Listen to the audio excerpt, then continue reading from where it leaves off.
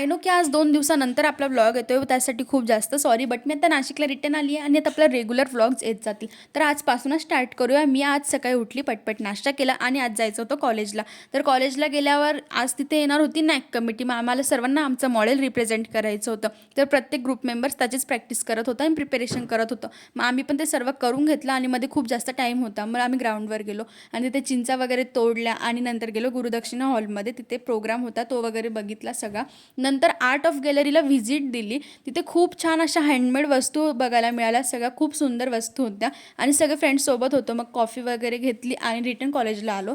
तर कमिटी येणार होती म्हणून कॉलेज खूप छान सजवलेलं होतं आणि असं कमिटीचं स्वागत केलेलं.